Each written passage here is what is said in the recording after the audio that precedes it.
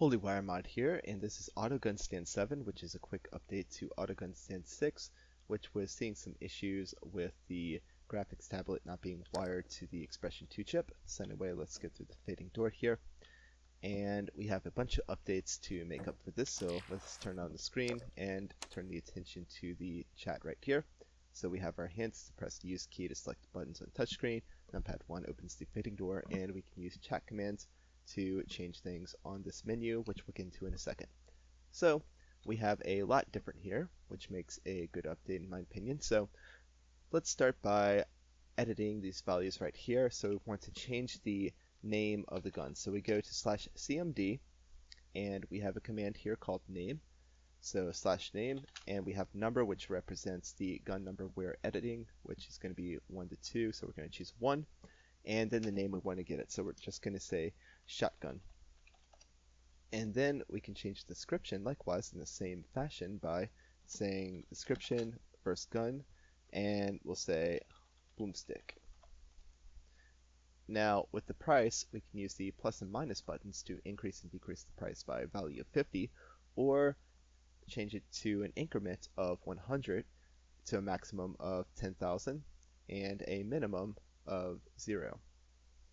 So you can also get a specific price with chat commands with the same method. So we're going to say the first gun right here, and the price is going to be 220, which is a more specific price that you can't normally access otherwise. So that's pretty useful. Now, as you noticed, these numbers right here used to be up here, but I put them down here and added 4 more for a little hint in the future. And we can change between guns with these buttons right here, and likewise the commands will also work on these values too.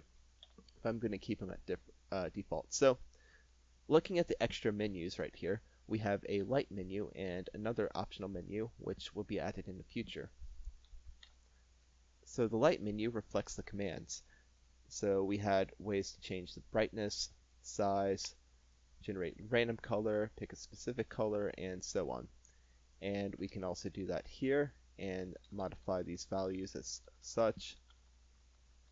And also we can say in these presets we want to change it to specific colors, which now gives us a method to see all the colors in this. So if I go up here and let's say I was like, oh no, I actually want to go back to crimson, it's way too far away, well I can just say crimson right here and it'll do that just fine. Now we also have the random command, and that'll generate a bunch of colors, and you must be asking yourself, how much ops is this guy generating right now? Well, actually when we let things die down, it's 0.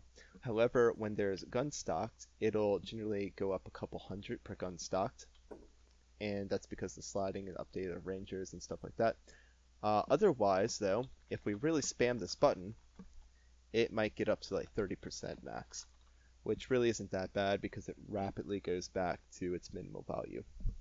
So anyway, we now have the ability to save and load files, which is pretty useful. So say I want to keep all this setting right here. So in order to save it, I'll press the save button. You'll notice it goes black. And then I'm prompted in chat to give this file a name. So I'll say example as the name. So we saved example.txt. And let's go change it to some random color and load example.txt. So with the load button, I just pressed it and we're prompted for the same information. So we got example.txt, and it's back to default settings with the default values, boomstick, and all that, which is pretty cool. So you can also do this with chat commands. And again, I'll change it up. And we'll say we want to save these values. So we'll say save example to overwrite the file. And then we'll go here, change the price to something else, and we'll load example. And it goes back to the menu that we had before. So that's very useful. Now let's load this gun shop up, or gun stand rather, up, because it's only selling 2 guns.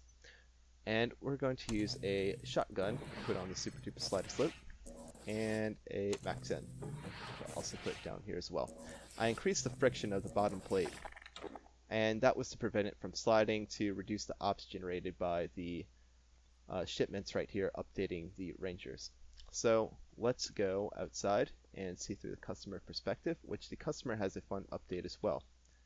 the customer now has the money request function, which was a suggestion, and I'll just show you what it does. So let's say, and let's change this price real quick to something reasonable like 220. Let's insert some money, and we'll say we want to buy Mac 10 the traditional way. Well, you can do that. Notice there's a thank you message, which we can change with TYMSG, thank you message, and we'll say the message we want. We'll just say thank you. And now if I buy a Mac 10 again, it'll say thank you. Same thing with shotgun, thank you. Thank you very much.